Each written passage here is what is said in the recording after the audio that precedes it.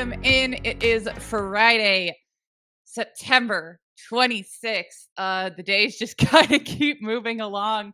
This is the Her Hoop Stats podcast. I am Jamie Steyer Johnson, joined today for the first time for me in what feels like forever by Richard Cohen. So Richard, good to catch up with you. It's been ages, but man, we've got not as many topics to talk about as during the regular season, but potentially more to get into as far as those topics go. So I'm going to get us right into it.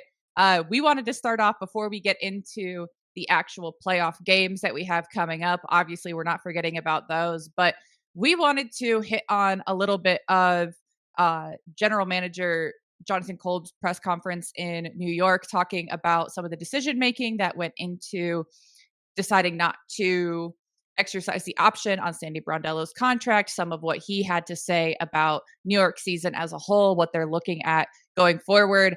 I thought it was a very enlightening press conference. I think that as much as some of it was, kind of playing the avoidance game of trying not to get into too many specifics, I did think that there were some pretty key terms that were used, some key points that were made. So curious to hear what you made of that information and just kind of this whole situation as a whole. Yeah, I mean, it's nice to have a GM be as open, or at least as talkative as he is when a decision like that has been made. There's always going to be some evasion in the answers because you're not going to give away everything about what you're thinking in terms of those sort of moves. But yeah, it's nice that he comes out and talks to the whole pool of journalists who are interested in why a decision like that gets made. That sort of the highlights from it that kept getting picked out were things like him saying that it's not about winning or not winning, which is something that you don't expect to hear from someone in a front office running a basketball team, because normally everyone considers winning to be the be all and end all. I think what he meant by that is that it's not about winning a game tomorrow as the single priority. It's they want to be the best team in the league now, next year, in 5 years, in 10 years, and they want to be doing things that are going to make all of those elements as possible as they can be. And ultimately, any GM knows that their job's on the line just as much as the head coach's job is. So he has to pick the head coach that he thinks is going to keep him in a job. So if he doesn't think that's Brondello, then he's got to move on to the next person. Yeah, no, I mean, I think that is kind of the best summary of it. What I really found interesting was how much of an emphasis he placed on this isn't about one season. I, kept saying that we aren't an organization that looks at the past. This isn't about what's happened in the past. This is about an ever-changing WNBA is something he said a number of times, and talking about, let's see, what else did evolution and innovation. That's kind of what he led with there. And I thought that was very interesting and very telling. Again, this is reading into things. These aren't necessarily things that were said explicitly, but to me, this felt like a decision that was probably made simpler by an early playoff exit, because I think that there were times last year that the Liberty just didn't look like they lived up to their potential, and then they pulled it together well enough to really go on that strong playoff run and get it done. I think that the same could be said about the year prior. I think that over Sandy's tenure, there's just been this level of inconsistency where you see the pieces, you see games where they really put it together, but it just hasn't been there night in and night out. And so last season in the WNBA, we saw the most head coaching changes that we've ever seen. And at the time I said, well, yeah, that makes sense because this is the time to do it. Next year, you have the CBA, you have even more teams coming into the league. So you have expansion drafts, you have all this talent coming in from college. If you're not set up well now to be successful, you're digging yourself a hole. And so I think that this is kind of a continuation of that, where, I mean, because of the contracts, because of winning a championship, stuff like that, you're not going to make a change last year, but you may have it in the back of your mind that based on the way things are going, I don't know if Sandy is the coach long term, if she was going to be the answer there. And so the fact that they came in and they were ready to make that change, and now they're saying, yeah, we're trying to stay with an ever evolving WNBA. Well, something that the WNBA has done in the past is recycle head coaches a lot. And that's not a slight. There's a lot of great head coaches that should continue to get jobs, but I would be shocked if there's really any heavy consideration of other past head coaches. And frankly, I'm seeing a lot of names of assistant coaches on different WNBA teams right now. I would be frankly fairly surprised if that's the direction the Liberty went as well. I think that there's a much higher chance they're either trying to poach someone from the college ranks, because we saw last year that that's something that's possible to do now, could go overseas, or could be looking at, the NBA, the G League, looking at someone who just has professional experience. But I think that the way that this was discussed is pretty telling, that it's hard to make a list right now because they're more than likely going in a very different direction than we've seen in the league historically. Yeah, I mean, Kolb is a young, innovative GM. I mean, how much in the history of sort of exit interviews with GMs have we heard them talking about things like offensive rating and, and stats like that in pressers at the end of a season? That's not historically the sort of thing you expect a GM to be talking about. But he looks into those kind of analytics. So you do kind of feel that maybe a young, innovative head coach is more the sort of coach that he would want if you just got to pick a type, rather than someone like Brondello, who's very much a veteran option these days. She's been in the league for well over a decade and is maybe more set in her ways than someone he would like to be in charge of the team that he's setting the roster for. I was just discussing options with someone before we came on, and Lindsay Harding was a name that came up, which I think is someone who ticks a lot of boxes and would be an interesting fit in terms of someone who's had success, has NBA experience, G League experience, but also knows the league. It is a proven leader, and also is that young coach who could fit in that same mold as Kolb is himself. But yeah, I'm sure they'll get a lot of applicants, and there'll be a lot of different types that they can look at, because it's a big job, and they may get applicants from sort of people that we've heard of in the NBA sphere. There might Mhm. be, people who've had head coaching jobs in the NBA who might now see the WNBA as a much more realistic place to go. That isn't a stepping stone, isn't a step down. It's just a really good job that could be Mhm. part of your career.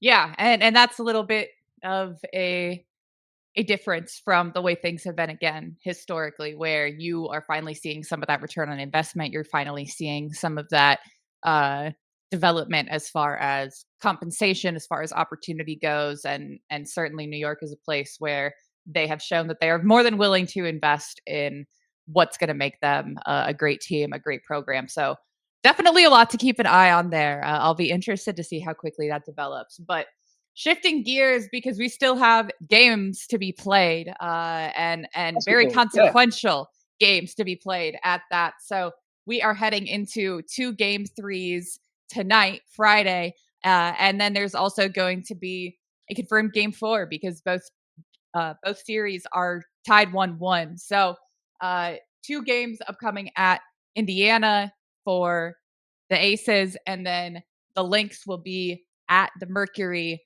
twice here as well. So I let's start with the Aces and the Fever. That first game was certainly not what I anticipated, what I think most people anticipated. The Aces bounced back in a pretty big way.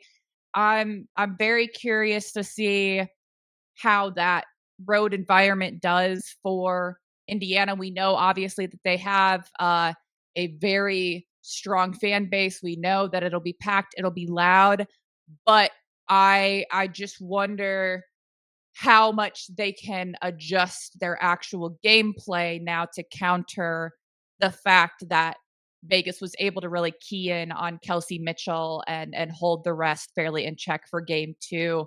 I wonder how much of a difference that home environment can make. Cuz I know it can make a difference, but I think a lot of it will depend on what version of the Aces show up. Yeah, it felt a little bit like we were reverting back to what should have happened in the series in game 2, that this was what we were more expecting from the beginning rather than what we got in game 1, that Vegas came out. Asia Wilson actually hit shots, unlike game 1, and we got the result that we probably were expecting. I Apart from the switch to put Wilson on Aaliyah Boston as the sort of primary defender, I didn't see an awful lot of changes in the scheme from Vegas in order to change around that game 2 result. I think they basically played better. Wilson made shots. Kelsey Mitchell didn't make as many at the other end, and that made a big difference. They got a good game from Dana Evans off the bench, a decent game from Jewel Lloyd off the bench, and that helps them. They got production from Nalissa Smith, which meant they never had to go to the small lineups that we've seen a lot from Vegas over the season. I think Indiana will run a lot of the same stuff, expect to get better production from Mitchell, and hopefully we get more from Aaliyah Boston offensively, because she has too many games where the ball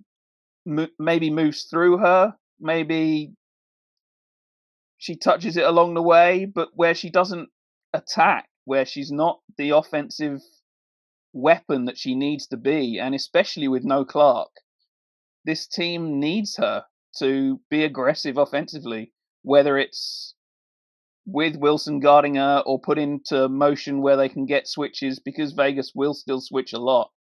So yeah, they need to get Boston more involved in the offense, because she still wasn't on in game 2, and yeah, that without her they're probably not going to be able to win again against Vegas.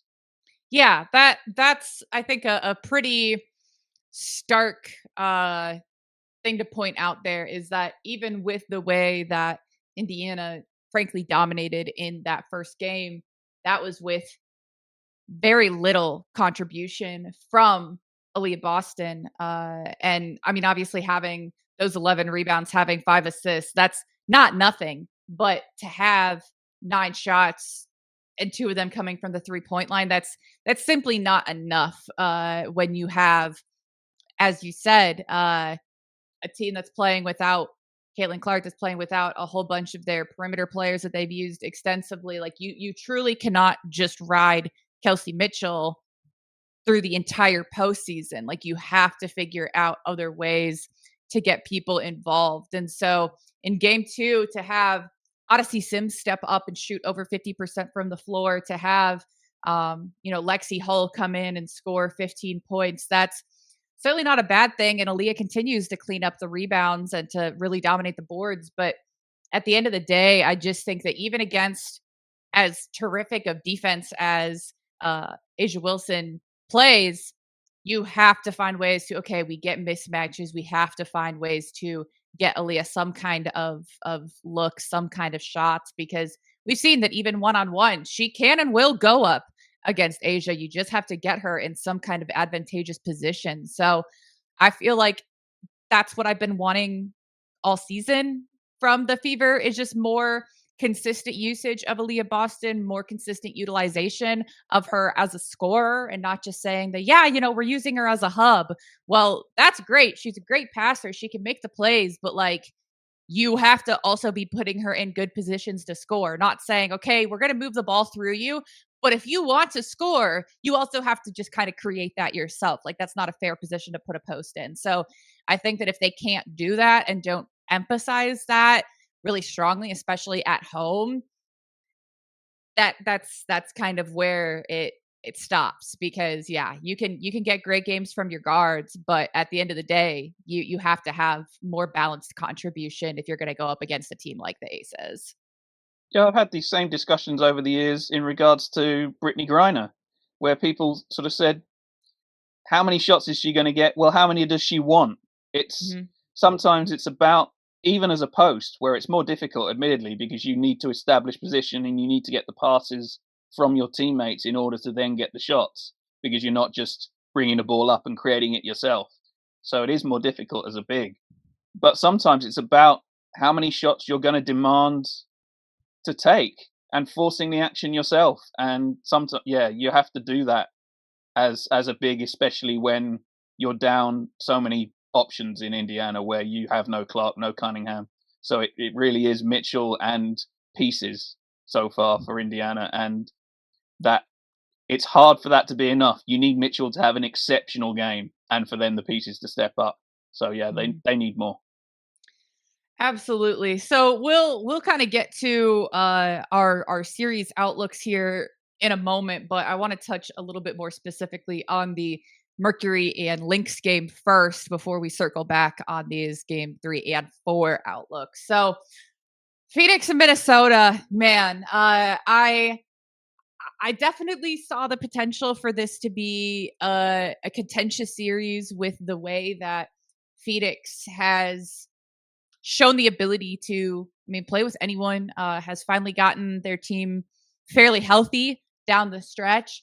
And I mean, they're just competitors. They work. But to go into Minnesota and to come back from down 20 to take that game 2, I mean that changes the entire complexion of the series. Like if you go home down 2-0, you think, okay, maybe we pick one up here, but getting a reverse sweep against Minnesota, that's not something that I would be betting on from most teams. So to get that game 2, I think was really crucial. And the way they did it, well, it's by having balance. It's by having people get going. I mean, you finally get a good look out of or a good shooting night out of Satu Sabali as far as production goes, shooting around 40% from the floor, but you end up with 24 points. That'll do you a lot of good. You have a nearly 20-point game from Alyssa Thomas, nearly a triple double from her. You have significant production up and down your roster. And then Sammy Whitcomb's come into the postseason just on an absolute tear. I don't know what's gotten into her recently. Not to say she didn't have a good regular season, but like whatever she's been doing for the postseason, do that all the time because she has just, I mean, she's been a massive X factor for Phoenix. So I frankly have no idea what to even think about these games in Phoenix for Minnesota and the Mercury because both teams we've seen a wide range of play for them over the course of the season. We've seen a wide range of play from them against each other. But man, it feels like there's a lot of momentum going Phoenix's way. Yeah, this is fun, isn't it? It I is. mean, basically, that's my main takeaway. This is fun. This is what we've waited all season to see. That I mean, Minnesota in that first half in Game 2 played some of the best basketball that we've seen them play in quite a while. That looked like a team that was coming out, putting a mark down, saying, "This is how good we are. Match us if you dare." And then Phoenix came out second half. Minnesota maybe got a little bit complacent. They've usually managed to hold that off as Mhm. the season's gone on, but yeah, maybe thought, okay, we're in control here. We can relax. We'll be fine. And Minnesota got a little more. Phoenix got a little more aggressive defensively, and Minnesota started turning the ball over and couldn't stop. And yeah, Phoenix got a lot more shots up in the second half. They made the big shots at the right time. We saw, yeah, Sabali made a few from outside. Whitcomb came in. They got a couple of big buckets from Cat Westbeld in the Mhm. second half as well. That yeah, it was all at crucial moments that things worked for Phoenix and didn't for Minnesota, and that turned that game around. And then overtime was kind of ugly for the last 5 minutes, especially for the Lynx. But yeah, mostly the second half was just Phoenix working their way back into it, and I still think Minnesota are favourites. The bookies agree with me. I checked that before the Mhm. game. They're sort of both Vegas and Minnesota are sort of 3, 4, maybe 5 if you look hard enough point favourites, even on the road for Game 3. Um, yeah, I this Phoenix might have kind of found some stuff in game Mhm, 2 in the second half. It's gonna be interesting to see how they run it. I wonder whether Westbeld needs to play more just mhm, because Alyssa Thomas compresses the floor herself with the way she plays. For all her qualities, the fact that she's just never gonna shoot from outside 10 feet means you need shooters around her. So I wonder if Westbeld needs to play more than Mac. I'm not sure they'll change the lineup, but the other option also is Bonner, who they basically used as a 4-5 mhm. alongside Thomas as well. Because it seems like they can get away with those lineups to a large extent against Minnesota without getting too dominated in the paint, or certainly they weren't in game 2. Maybe if Phoenix do go to those lineups to try and stretch the floor, then Minnesota need to go inside more and try and Mhm. exploit that if Phoenix are going to leave Mac off because they don't have a lot of rim protection beyond that, with apart from just the whole defense collapsing and Alyssa Thomas herself. Yeah, no, you're completely right. And I mean, the thing that I guess I didn't even realize until I'm looking back now at the box score is Kat Westfeld, obviously, as you said, huge minutes, 8 points, you go 3 for 4. I had not realized that she also had a team high 4 steals. And a lot of that comes from obviously full team defense, but my goodness, if you're in there for just under 15 minutes, and this is someone who she's had really great contributions to the Mercury all season. She's not someone that I would say has been like a defensive liability or someone that's purely an offensive player, but she's not someone that I would say has been like a defensive stopper. She's not someone that I would say you're sending in there like as your defensive player. Like it that I think is a pretty big step up for them to have not just solid defense, but like change of possession defense and making good decisions off of that. And so that is such a huge boost. She's, as you said, she's a very different player from Natasha Mack in basically every way. You could put them out at roughly the same spot on the floor, sort of, but they aren't they're in any universe the same player. And so it's just about what you want your scheme to be, how you're trying to match up. And I think that's a lot of what this series comes down to because for Phoenix, you have this player in Alyssa Thomas that is, I mean, on the best of days, extremely difficult to guard. And especially against a team like Minnesota, there just isn't a great matchup for her. Like, Fee can defend her, but that's a tough matchup on both ends of the court. It's exactly what AT told Holly Rowe is like, yeah, I have to guard her and she has to guard me. Like it's tiring. They're tough matchups for each other. And so I'm very curious to see how Phoenix continues to adapt. I mean, that's what, as you said, like this is so fun. What it all comes down to is scheming, is usage of your personnel. And to that point, I think that for Minnesota, a lot of that could also come down to what you're getting off of your bench down the stretch because you saw in game one, I was at game one. And so Maria Klundikova came in and changed the game, like changed the entire pace of the game, course of the game. Like that was huge. She has come on in such a big way down the stretch.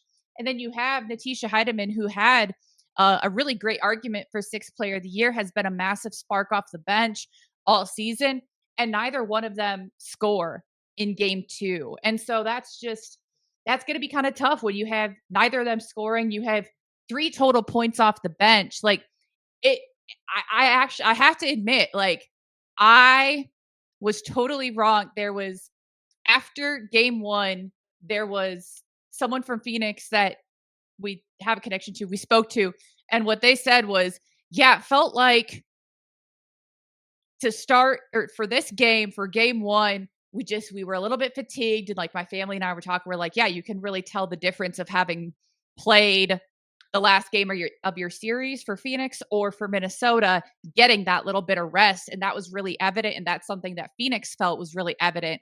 But what they said was, but I think that Minnesota having to make that big push here and having to, still have to fight in this game, not just taking it over from the jump, is going to show next game.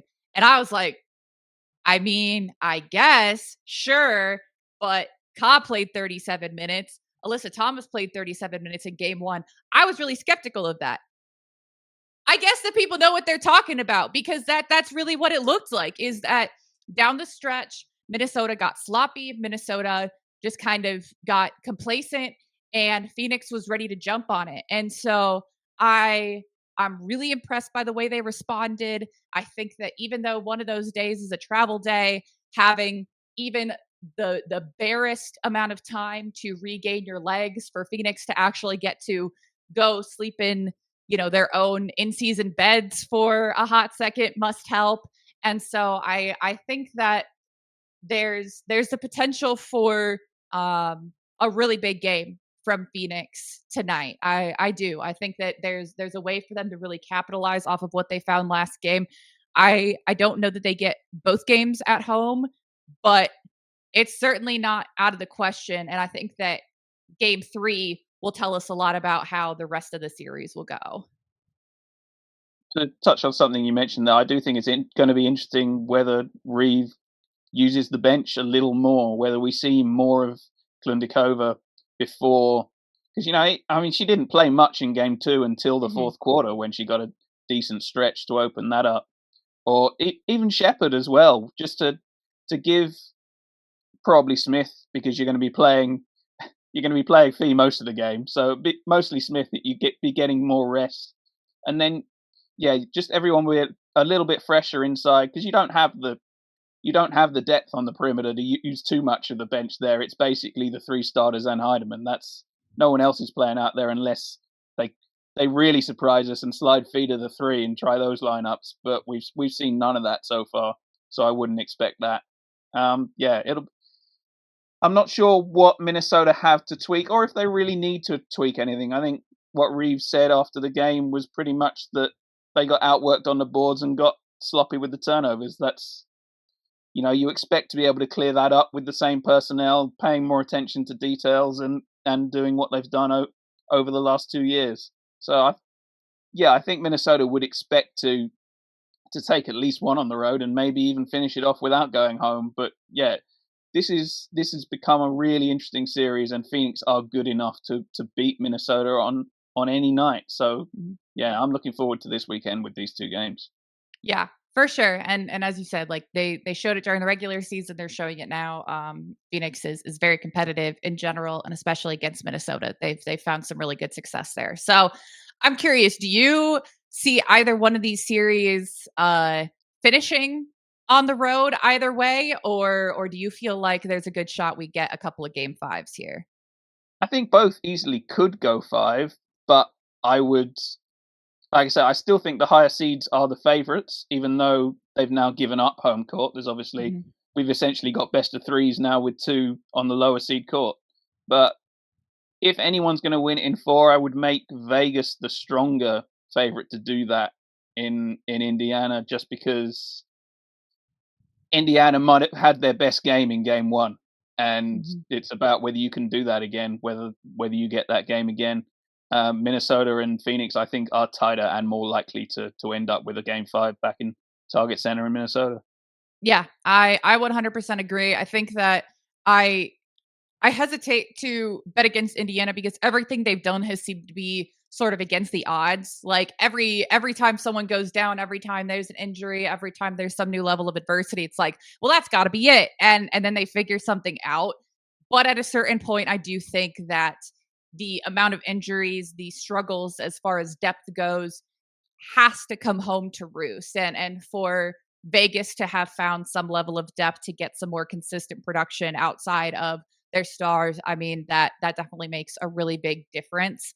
And Vegas, I think, is just so relentless that it's so difficult to wear them down over time. I mean, I said last week that my husband and I were talking about it kind of felt like the best opportunity to beat Vegas would have been in round 1, where you only have to win 2 of 3, as opposed to when you get into 5 and potentially 7 game series, because they just feel so inevitable. But I mean, gosh, has Indiana beat some stacked odds to this point? So I'm not going to say it's impossible. I do agree with you that I think it is more likely that if one goes to a game five, it's probably Minnesota and Phoenix, but both certainly could. I will also say that as far as these semifinal series go, I think looking at the schedule, looking at what we've seen from the results of the first round into the second, if either of these teams are able to get an advantage by not going to a game five, if one series gets over in four games as opposed to five, I think that naturally that gives a massive advantage in the finals to whichever team gets that extra couple days break because man, this is a slog. It is just a marathon, but you're having to sprint through portions of the marathon during the game, right? You just don't have the time to recover. So I think that beyond playing, obviously, for the opportunity to go to the finals, you also are looking at this as a massive setup for the finals where you need to get every ounce of rest that you can. And that's going to be a really crucial point for both of these series as well. Yeah, I mean, the finals aren't scheduled to start until Friday, so at least even if you do go to game 5, you would get the extra day rather than having to play 48 hours later like we saw between You're the getting at first least round better, and yeah, the than the semifinals. first two. Yeah, there would be a little more rest, but yeah, it's always gonna be an advantage if you manage to finish things off quickly and avoid having to play the extra game because the finals are the same sort of schedule. You play 3 games a week. So Mhm. even though we're best of 7 now, it comes thick and fast, and they're going to have to hold up in a long series for the final. So any extra rest you can get definitely would be a positive. Yeah, I think back to that final series last year where it just felt like by the end you're grinding it out and it's like it's entertaining, but it's not the most beautiful basketball I've ever seen. I wonder what levels we may reach this year of that And sentiment. everyone's hurt by this. I mean, you Exactly. hear it in every league. By the time you get to this stage of the season, everyone's hurt. It's just a matter of how injured you are and how much tape you need to hold the limbs together before each game starts. So It's like, "Oh, yeah, you yeah. had 4 more regular season games, we extended the series, you're traveling more for the series, have fun." Wait till next season when they come up with a new CBA and ask everyone to play 50 games or whatever instead before the playoffs. So yeah, we'll see. Don't put that And we got don't a put World that out Cup into the in universe. September too.